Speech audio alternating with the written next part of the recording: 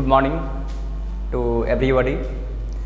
आज मैं आपको यूजीसी नेट का क्लास लेके आया हूँ जो चैप्टर का नाम होगा मर्केंटाइलिज्म थ्योरी।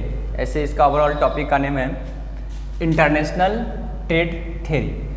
तो जैसा कि हम लोग जानते हैं इंटरनेशनल ट्रेड थ्योरी में बहुत सारे ऐसा नेम है जो अलग अलग है, जैसे mercantilism theory, cost advantage theory, comparative advantage theory, endowment factor theory. But मैं आज सभी पे डिस्कस नहीं करूँगा, बट स्पेशली मर्केंटाइलिज्म थ्योरी पे हम लोग डिस्कस करेंगे आज और समझते हैं क्या है। और ये मेन हेडिंग क्या है, इंटरनेशनल ट्रेड का मतलब इंटरनेशनल ट्रेड किस बेसिस पे चलता है, इसका क्या पॉलिसीज है, क्या सिस्टम है, गवर्नमेंट इंटरनेशनल ट्रेड में कौन कौन सा रूल्स रेगुलेशन को फॉलो करती है, किस सिस्टम से ये इंटरनेशनल ट्रेड करती है, उससे रिलेटेड ये चैप्टर है। यूजीसी नेट का ये है सिलेबस। तो देखेंगे इंटरनेशनल जो ट्रेड होती है, इंटरनेशनल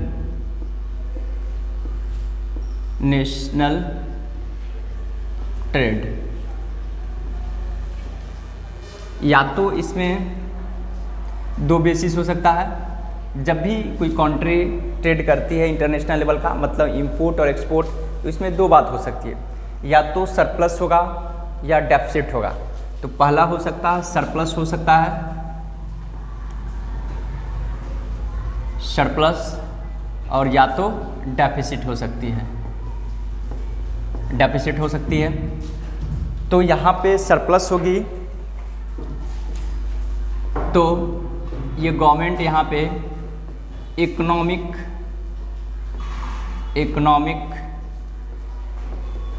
लिबरलिज्म का रूल्स फॉलो करेगी। डेफिसिट होगी तो यहाँ डेफिसिट में गवर्नमेंट फॉलो करेगी मर्केंटाइलिज्म।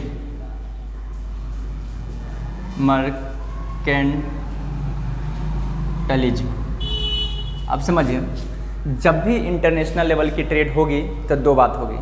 पहला तो एक होगा सरप्लस होगा, सरप्लस होगा तो इकोनॉमिक लिबरलिज्म का रूल्स फॉलो करेगी।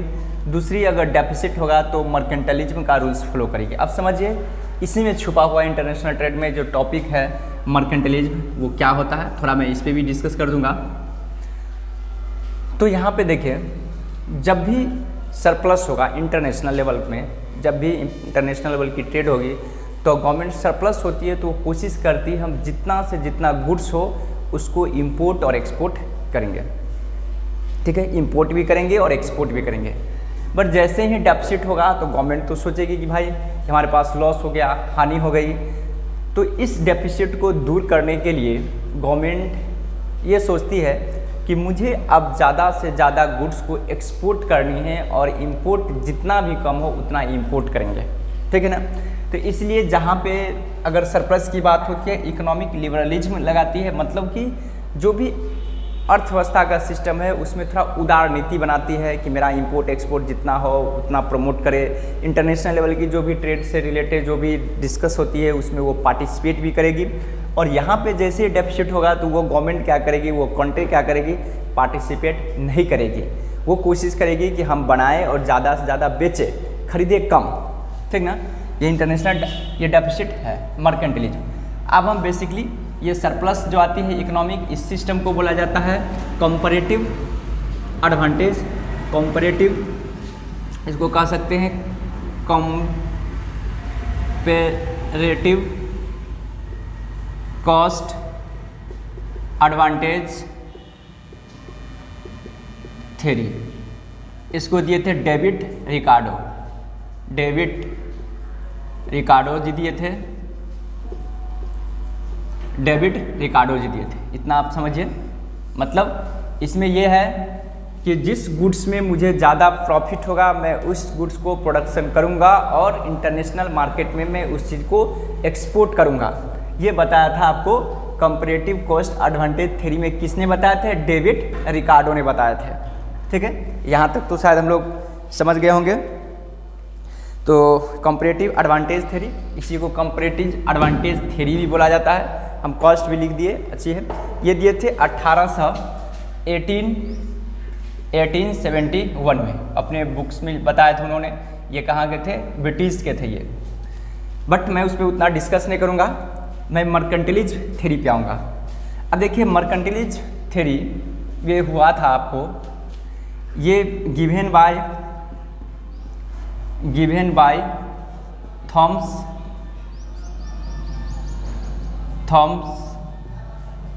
मम जी दिए थे। इनका नेम क्या था? ये जो थ्योरी दिए थे वो थॉमस मम के थ्रू दिया गया था। ये कब था? तो ये था 17th सेंचुरी में उन्होंने इस थ्योरी को प्रपोंड किए थे। और इस थ्योरी में देखिए क्या था प्रथा प्रचलित कि कंट्री को ज़्यादा से ज़्यादा एक्सपोर्ट करे, जो मैंने बताया, मतलब एक्सपोर्ट ज़्यादा हो इंपोर्ट से, इंपोर्ट जितना भी कम हो। यहाँ पे कोशिश होता है इंपोर्ट ना ही के बराबर करे, मतलब इंपोर्ट ना के बराबर हो, बट एक्सपोर्ट हमेशा किया जाएगा ताकि मुझे इंटरनेशनल ट्रेड में क्या होगा, सरप्लस होगा, तो जो भी डेफिसिट है वो कम हो जाएगा। और देखिए इसमें क्या था, इस सिस्टम में क्या प्रथा था कि गोल्ड का यानी कि फॉरेन जो था, फॉरेन करेंसी, ठीक है, अक्सर गोल्ड, सिल्वर या जो भी प्रीशियस मेटल है, उसको ज़्यादा से ज़्यादा स्टोर करे। उस समय ये सोचा जाता था किसी भी कंट्री का वेल्थ का जो है मेजर किया जाएगा उसको गोल्ड और सिल्वर से। हम गुड्स को ज़्यादा से ज़्यादा एक्सपोर्ट करेंगे और ज़्यादा से ज़्यादा गोल्ड और सिल्वर को स्टोर करके रखेंगे ताकि हमारा कंट्री उतना ही ज़्यादा धनवान कहलाएगा, उतना ही ज़्यादा मेरा कंट्री जो डेवलप कराएगी, उतना ही ज़्यादा मेरा कंट्री रिच होगा। तो यहाँ तक समझ गए क्या प्रथा थी। कॉर्पोरेट मर्केंटाइलिज्म में क्या था कि फॉरेन करेंसी को रिजर्व करके रखनी है, इसमें गोल्ड और सिल्वर को ज़्यादा से ज़्यादा एक्वायर करनी है। यहाँ तक समझ गए। तो अब देखिए मर्केंटाइलिज्म थ्योरी समझ गए कि ये इसको दिए थे थॉमस मम जी दिए थे, 17th सेंचुरी में दिए थे। इसमें प्रथा ये था कि एक्सपोर्ट करे, इंपोर्ट ना के बराबर में करे ताकि मेरे कंट्री में मनी आएगा। क्योंकि ऑब्वियसली है कि आप जब एक्सपोर्ट करेंगे तो एक्सपोर्ट जब करेंगे आपको, तो एम से मैं डिनोट करता हूँ, मनी क्या होगा आपके कंट्री में आएगा। और इंपोर्ट को एम से मैं डिनोट करता हूँ, तो अगर आप इंपोर्ट करेंगे तो आपके कंट्री से आउट होगा मनी। तो यहाँ पे मनी का सेंस ये था कि गोल्ड के रूप में रिजर्व करके रखें, ठीक है। ये आपको ये दिया गया था, थॉमस मम ने दिए थे, 17th सेंचुरी में दिए थे। और गोल्ड को स्टोर करके रखना है हमें ताकि हमारे कंट्री का उतना ही वेल्थ मैक्सिमम होगा। तो आप ज़रा समझिएगा ये क्यों किया गया था। अपने डोमेस्टिक इंडस्ट्रीज को प्रोटेक्शनिज्म करने के लिए अपने कंट्री के अपने डोमेस्टिक जो इंडस्ट्री था उसको प्रोटेक्शनिज्म करना, मतलब कि अपने जो घरेलू जो भी इंडस्ट्री था, जो उद्योग धंधे था उस कंट्री को, उसको संरक्षण करने के लिए सिस्टम लाया गया था। इसमें क्या था, दो सिस्टम था कि प्रोटेक्शनिज्म में क्या था, प्रोटेक्शनिज्म में होता था कि इसमें आपको इंपोर्ट और एक्सपोर्ट के बारे में सोचा जाता था, ठीक है। प्रोटेक्शनिज्म कैसे लगाया जाता था, तो इसमें बैरियर के थ्रू लगाया जाता था। बैरियर ये था कि एक टैरिफ बैरियर था, एक था non tariff barrier. Non tariff barrier. Tariff barrier का मतलब यहाँ पे टैक्सेशन लगाया जाता है, इम्पोज ऑन टैक्स। यहाँ पे था टैक्स के अलावा अदर देन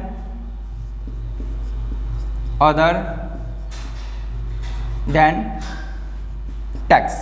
मतलब देखिए प्रोटेक्शनिज्म कैसे किया जाता, अपने डोमेस्टिक इंडस्ट्रीज को क्या किया जाता, प्रोटेक्शन कैसे किया जाता था अपने उद्योग धंधा को बढ़ाने के लिए, कि यदि आप किसी प्रकार का गुड्स को इंपोर्ट करते हैं, इंपोर्ट बोले तो फॉरेन कंट्री से यदि आप परचेज कर रहे हैं, तो आपके गुड्स पे क्या किया जाएगा, ज़्यादा उस पर टैक्स चार्ज कर दिया जाएगा। जैसे मान कर चलिए मैं एक एग्जांपल ले रहा हूँ, अच्छे से हम लोगों को समझना है।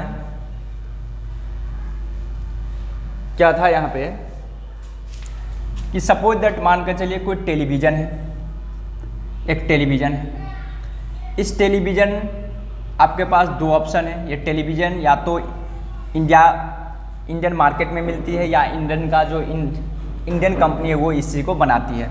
तो मान कर चलिए इस टेलीविज़न को इंडिया में प्राइस था 10,000 रुपीज़, ठीक है।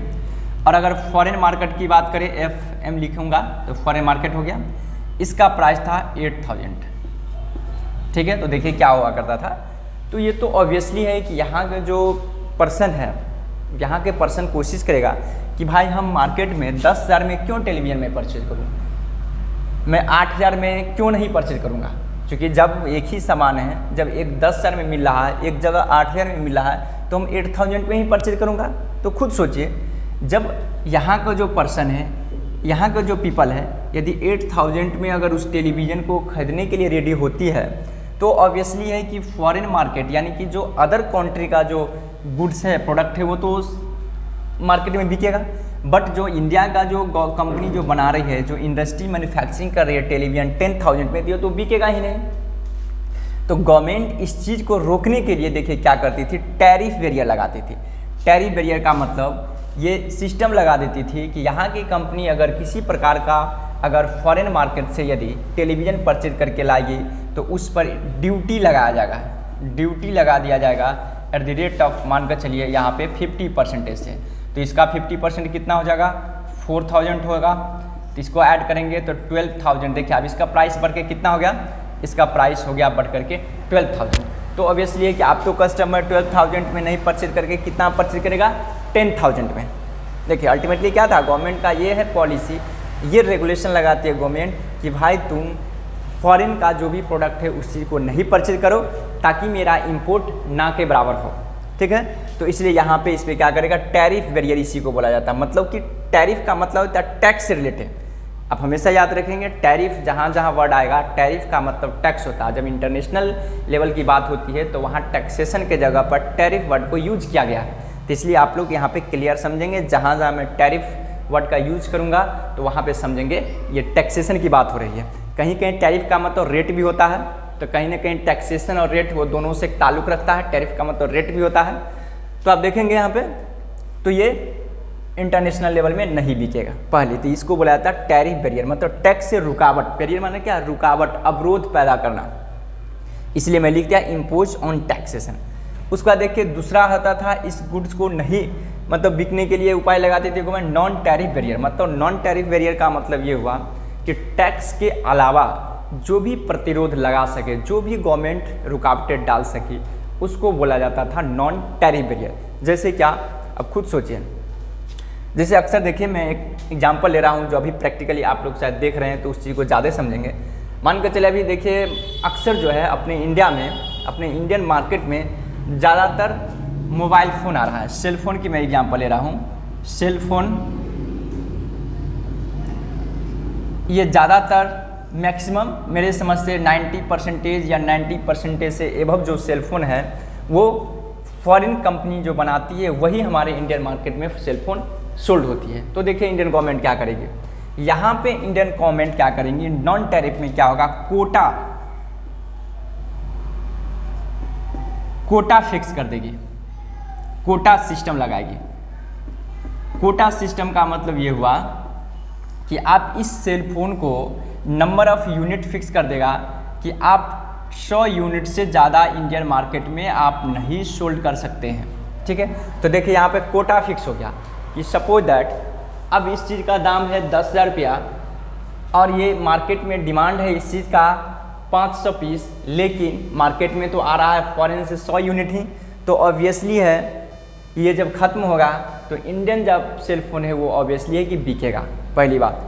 दूसरी बात, जब ज़्यादा बिक्री होगा तो ये गवर्नमेंट यहाँ का जो फॉरेन कंपनी है, सेल फोन की कंपनी, इंडियन गवर्नमेंट से बात करेगी कि भाई एक काम कीजिए ना, मैं आपको ज़्यादा टैक्सेशन देता हूँ, आप और यूनिट बढ़ा दीजिए। तो गवर्नमेंट क्या करेगा, अल्टीमेटली फिर से उसको टैक्स ले लेगा। क्या करेगा, कहेगा ठीक है 10,000 का सामान है, मैं उस पर 3,000 या 4,000 रुपये टैक्सेशन लूँगा, तो 14,000 में इस चीज़ को आप बेचिए, मैं अलाउ कर देता हूँ। तो देखिए कहीं ना कहीं इस चीज़ को फिक्स कर दिया।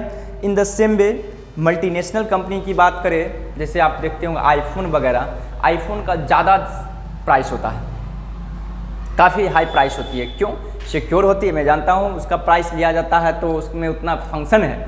बट अगर आप 10,000 का फ़ोन ले रहे हैं और वहाँ दूसरी ओर आईफोन यदि आप ले रहे हैं 1 लाख रुपीज़ लगा करके, तो ऐसा नहीं है कि जो 10,000 में आपने परचेज किया उसका 10 गुना वो काम करता है, ऐसा कुछ नहीं है। हाँ, लेकिन मैं ये कहूँगा सेलफोन आईफोन एक अच्छा फ़ोन है। तो गवर्नमेंट क्या करती है, उस टाइप की प्रोडक्ट पे और ज़्यादा टैक्सेशन चार्ज करती है और कोटा फिक्स कर देती है। इसलिए क्या होती है कि इंडियन मार्केट में वो लिमिटेड मिलती है वो आईफोन, जिसके कारण उसका डिमांड ज़्यादा होता है तो उसका प्राइस अपने आप को बढ़ जाता है, चूँकि लॉ ऑफ डिमांड और सप्लाई वहाँ पे अप्लाई कर जाती है। तो यहाँ तक आप समझ चुके होंगे। आई होप कि आप लोग अच्छे ढंग से समझ गए होंगे कि मर्केंटाइलिज्म कहना क्या चाह रहा है और है क्या।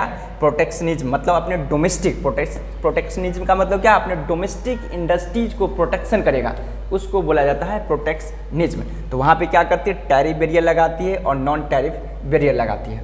यहाँ पे समझ चुके होंगे। मर्केंटाइलिज्म का मतलब समझ गए, दिए थे किसने, थॉमस मम ने 17वीं सेंचुरी में दिए थे। इसमें ये बताए थे कि फॉरेन करेंसी या फॉरेन रिजर्व है, आप जितना भी स्टोर करके रखिए आपका कंट्री उतना ही स्ट्रॉन्ग कहलाएगा, आपके कंट्री का वेल्थ उतना ही बढ़ेगा। साथ साथ उसको मेजर किया गया था गोल्ड और सिल्वर, मतलब कि आप गोल्ड और सिल्वर ज़्यादा से ज़्यादा एक्वायर करें। ठीक है, यहाँ तक समझ गए। इसको हमेशा याद रखिए, ये बहुत बड़ा यहाँ पे इम्पोर्टेंट ये चीज़ है।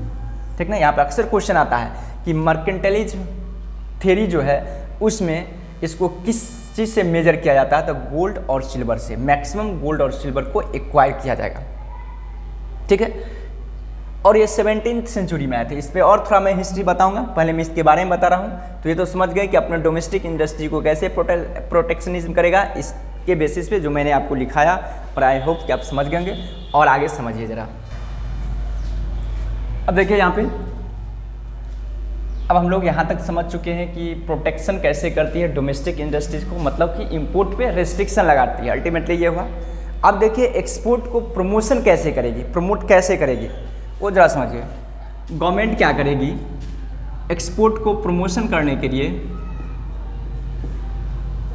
एक्सपोर्ट को प्रमोशन करने के लिए वो अपने साथ साथ कंपनी को भी मिला करके चलेगी कि जो कंपनी जिस प्रोडक्ट को एक्सपोर्ट करती है उस प्रोडक्ट पे क्या करेगी, गवर्नमेंट उस कंपनी को सब्सिडी प्रोवाइड करेगी, सब्सिडी देगी। उस कंपनी को पेंशन की फैसिलिटी करेगी। ठीक है, चीप रेट पे रॉ मटेरियल अवेलेबल करवा देगी, मतलब raw material, cheaper raw material मतलब कम दाम में, कम कॉस्ट में, लो कॉस्ट में रॉ मटेरियल अवेलेबल करवाएगी, लो कॉस्ट में लेबर प्रोवाइड करवाएगी, साथ साथ लेबर, स्किल्ड लेबर देगा, ताकि आप ज़्यादा से ज़्यादा उस प्रोडक्ट का प्रोडक्शन करें और एक्सपोर्ट करें। ताकि एक्सपोर्ट करेंगे तो हमारे कंट्री में क्या आएगी, गोल्ड आएगी, सिल्वर आएगी, तो मैं उसको रिजर्व करके मैं रखूँगा। यहाँ तक आप लोग समझ गए होंगे। ये था बेसिकली मर्केंटाइलिज्म थ्योरी का ये कॉन्सेप्ट था। अब समझिए ज़रा ऐसा क्यों होता था, देखेंगे। मैं अगर बात करूँ 15th से 18th सेंचुरी की मैं बात कर रहा हूँ। अगर बात किया जाए 15वीं शताब्दी से लेकर के 18वीं शताब्दी में, और याद रखेंगे जो मर्केंटाइलिज्म ट्रेड जो थ्योरी है सबसे ओल्ड थ्योरी है, इट इज ओल्डेस्ट थ्योरी। क्या था, oldest theory, oldest theory of international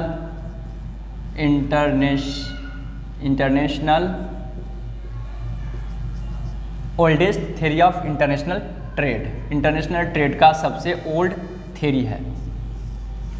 ठीक ना, इसलिए मैं बात कर रहा हूँ 15वीं से 18वीं शताब्दी की मैं बात बोला हूँ। जैसे आप समझेंगे, अपने इंडिया की ही बात लीजिए, तो इंडिया पर ब्रिटिश का रूल चलता था।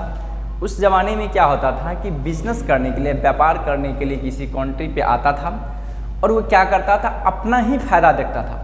वो क्या करता था, यहाँ से जितने महंगे वस्तुएं यहाँ से लेकर के चला जाता था अपने कंट्री में, यहाँ से चीपर रेट में रॉ मटेरियल लेके चला जाता था और उस प्रोडक्ट को बना करके एक्सपोर्ट कर देता था।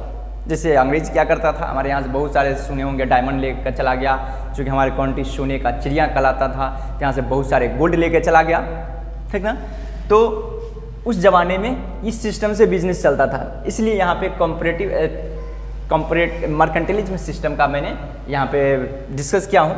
तो पुराने ज़माने में ये सब सिस्टम चला करता था, जो 15वीं से 18वीं शताब्दी में। इसलिए देखिए ये जो सिस्टम आया था 16th सेंचुरी में आया था, जो मैंने आपको बता चुका हूँ। मर्केंटिलिज्म जो थ्योरी था इंटरनेशनल ट्रेड का, यह आया था 16th सेंचुरी में आया है। आई होप कि आप लोग यहाँ तक समझ गए होंगे और क्लियर है यहाँ तक। तो मैं अब आगे बढ़ता हूँ, तो देखेंगे सब समझ गए oldest theory of international trade. अब मैं थोड़ा रिकैप करवा देता हूँ कि जो इंटरनेशनल ट्रेड जो थ्योरी है, इसमें कौन कौन सा थ्योरी है, उस पर मैं डिस्कस नहीं करूँगा। जैसे मैंने इस पर डिटेल से डिस्कस किया हूँ, मैं उस पर डिस्कस नहीं करूँगा ताकि आप लोगों का नेम याद रहे, इसलिए सिर्फ यहाँ पे मैं लिख दे रहा हूँ। तो देखिए, एक तो आप समझे मर्केंटिलिज्म है, mercantilism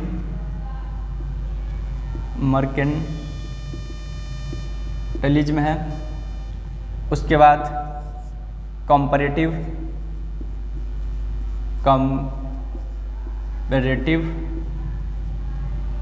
advantage,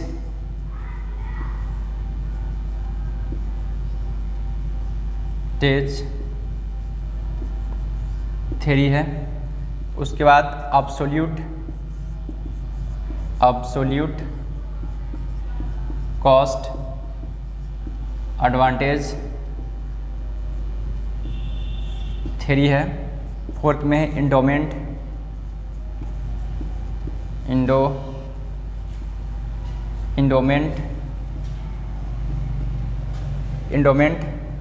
production theory, endowment production theory. देखिए मर्केंटिलिज्म शायद आप लोग समझ गए होंगे, सबसे ओल्डेस्ट थ्योरी है। इसमें क्या था, गोल्ड और सिल्वर को रिजर्व करके रखे ताकि अपना कंट्री का वेल्थ मैक्सिमम हो। किसने दिए थे, थॉमस मम जी दिए थे। ये सबसे ओल्डेस्ट है, ये 17th सेंचुरी में हुई थी। उसके बाद दूसरा है comparative advantage theory. Comparative advantage theory ने मैंने लिखा था डेविड रिकार्डो जी दिए थे। रिकार्डो जी 1871 में दिए थे अपने बुक्स में, ये इंग्लैंड का ये थे। अब्सोल्यूट कॉस्ट एडवांटेज थ्योरी दिए थे आडम स्मिथ जी दिए थे। और इंडोमेंट थ्योरी जो है ओहलिन दिए थे, ओहलिन और हेक्सेयर दिए थे,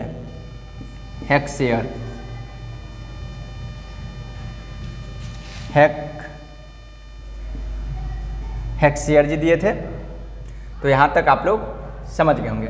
अब देखिए यहाँ पर क्या था, इस मर्केंटिलिज्म थ्योरी का सबसे डिमेरिट क्या था, उस पर मैं थोड़ा डिस्कस करूँगा और ये टॉपिक ख़त्म हो जाएगा। तो देखिए इसमें क्या था कि शायद आप पढ़े तो यहाँ अभी तक आपको ये लगा अल्टीमेटली कि ये थ्योरी ये कहना चाहता है कि जितना ज़्यादा से ज़्यादा हो गोल्ड को एक्वायर करे, गुड्स को एक्सपोर्ट करेंगे तो आपके यहाँ मनी आएंगे, मनी से आपको गोल्ड को आप रिजर्व करके रखेंगे। तो खुद सोचिए, सपोज दैट आप अपने प्रैक्टिकल सोचिए, सपोज दैट आप ज़्यादा से ज़्यादा अर्निंग कर रहे हैं, 1 लाख 2 लाख 4 लाख 5 लाख रुपया मंथली कमा रहे हैं और आप अच्छे से खाना नहीं खा रहे हैं, आप कपड़ा नहीं पहन रहे हैं, अच्छा जो फैसिलिटीज़ है वो नहीं कर रहे हैं। तो आप खुद सोचिए क्या स्टैंडर्ड ऑफ लिविंग क्या हाई हो पाएगा? नहीं हो पाएगा। पैसे क्यों होता है? उसको यूज करने के लिए। तो इस जो थ्योरी था कंपैरेटिव मर्केंटिलिज्म जो थ्योरी था, इसमें यही सबसे बड़ी डिमेरिट था क्या कि जो हमारे पास जो रिसोर्सेज था उस रिसोर्स को यूज नहीं कर पाते थे। जैसे कि हमने एग्जांपल दिया कि हम ज़्यादा से ज़्यादा अर्निंग कर रहे हैं, हम उसी को यूज कर ही नहीं रहे पैसे को, तो क्या उस पैसे को रख के क्या करेंगे? उससे कुछ फ़ायदा ही नहीं होगा, न उस पैसे को यूज कर पाएंगे तो क्या होगा, रखा ही रह जाएगा। तो इसलिए ये थ्योरी का सबसे बड़ा डिमेरिट ये था कि इसमें क्या था, गोल्ड को यूज नहीं कर पाता था, रिजर्व करके रखता था फ्यूचर के लिए कि हमारा देश इतना बड़ा धनवान है, ठीक है। क्योंकि आप सुनते होंगे राजा महाराजा में क्या होता था कि एक राजा दूसरे राजा पे आक्रमण करता था, आक्रमण करके सुनते होंगे मतलब जेवर जेवराहत वगैरह जो भी ज्वेलरी वगैरह वहाँ से हरण करके लाता था और मतलब रखा करता था। तो इसलिए इस थ्योरी को बहुत पुराना हो गया, इसको हटा दिया गया और अब ये सब थ्योरी जो कंपैरेटिव एडवांटेज थ्योरी है जो इसमें ये बताती है कि इसमें क्या है कि आप इंटरनेशनल ट्रेड में आप पार्टिसिपेट करेंगे, जो भी इंपोर्ट एक्सपोर्ट करेगा उसको टैक्सेशन में छूट दिया जाएगा, रिबेट दिया जाएगा, ताकि इंपोर्ट एक्सपोर्ट ज़्यादा होगा। क्योंकि देखिए आपके पास ज़्यादा पैसा है, आपके पास ज़्यादा पैसा है तो ऑब्वियसली है कि आपके पास तो पैसा है ही, तो उस पैसे को खर्च करके अच्छे अच्छे सामान परचेज करेंगे, तभी तो क्या है कि आपका स्टैंडर्ड लिविंग बढ़ेगा। तो इसमें वही बताया गया कि कंपैरेटिव एडवांटेज जो थ्योरी था, जो डेविड रिकार्डो जो दिए थे, इसमें उन्होंने बताए थे कि जिस प्रोडक्ट में ज़्यादा आपको बेनिफिट है उसी का प्रोडक्शन कीजिए, ज़्यादा से ज़्यादा उसको सप्लाई कीजिए, साथ साथ इंपोर्ट भी कीजिए। क्यों? क्योंकि हमारे पास तो सभी रिसोर्स नहीं हो सकती है, हमारे पास सारा फैसिलिटीज़ तो नहीं हो सकती है, तो हम क्या करेंगे, जिसमें ज़्यादा एडवांटेज होगा उसको ज़्यादा से ज़्यादा प्रोडक्शन में करूँगा और मैं सोल्ड करूँगा, मेरे पास मनी आएगा, उस मनी से मैं फिर क्या करूँगा, गुड्स को इंपोर्ट करूँगा, ताकि हमारे कंट्री का स्टैंडर्ड ऑफ लिविंग हाई होगा। कंपैरेटिव एडवांटेज थ्योरी में ये बताया गया था, इसलिए इस थ्योरी को अब नहीं यूज होता है, क्योंकि ये पुराने ज़माने में ऐसा चलता था, राजा महाराजा के ज़माने में ऐसा हुआ करता था और ओल्ड ज़माने में भी हुआ करता था। ठीक है, कंपैरेटिव एडवांटेज समझ गए। दूसरा एब्सोल्यूट कॉस्ट एडवांटेज थ्योरी भी कह सकते हैं, जो आडम स्मिथ जो दिए थे अपने 1776 ईस्वी में अपने book of wealth of nation में, उन्होंने 1776 में जो दिए थे, ठीक ना, ये क्या था, एब्सोल्यूट जो है कंपैरेटिव एडवांटेज थ्योरी का ही एक्सटेंशन है। इसमें उन्होंने बताए थे कि आपके पास 2 या 2 से ज़्यादा आपने गुड्स को प्रोडक्शन करते हैं, तो आप क्या कीजिए, उन सभी में जिसमें ज़्यादा एफिशिएंसी है उस गुड्स को ज़्यादा प्रोडक्शन करके एक्सपोर्ट कीजिए। ठीक है, इसमें सिर्फ था क्या, एक ही गुड था, एक ही गुड है कि मानकर चलिए एक कंट्री अमेरिका है और एक इंडिया है, अमेरिका की अपेक्षा अगर इंडियन आप है और यहाँ पे प्रोडक्शन करें, ज़्यादा एफिशिएंट है, उसी को प्रोडक्शन करके और एक्सपोर्ट कर दीजिए। लेकिन यहाँ बताया था कि अपने ही कंट्री में 2 या 2 से ज़्यादा प्रोडक्ट का प्रोडक्शन करते हैं, उनमें से सबसे ज़्यादा जिसमें एडवांटेज होता है उसको और ज़्यादा प्रोडक्शन कीजिए और एक्सपोर्ट कर दीजिए। इंडोमेंट प्रोडक्शन थ्योरी में ये बताया गया था कि आपके पास जो अवेलेबल रिसोर्स है उसी रिसोर्स को अच्छे से यूटिलाइजेशन करें, प्रोडक्शन करें और इंटरनेशनल लेवल में आप उस चीज़ को इंपोर्ट एक्सपोर्ट कीजिए। ठीक है, आई होप कि आप लोग को यहाँ तक क्लियर हो गया होगा। Thank you. और लास्ट में अच्छा लगा इस वीडियो को तो आप लोग सब्सक्राइब करेंगे, बेल घंटी भी बजा देंगे, और मैं अप टू टाइम मैं इस वीडियो को यूजीसी नेट के लिए मैं A to Z चैप्टर का मैं वीडियो लेके बार बार लाता हूँ और लाऊंगा, और मैं समझता हूँ ये मैं आप लोग से प्रॉमिस करता हूँ कि मेरा आप वीडियो देख लेंगे A to Z वीडियो तो आप लोग का सिलेबस कवर हो जाएगा। इसलिए मैं यूजीसी नेट का जितने भी चैप्टर है, जितने भी यूनिट है, सभी को यूनिट वाइज मैं आपको यूट्यूब पे वीडियो अपलोड करता हूँ। Thank you.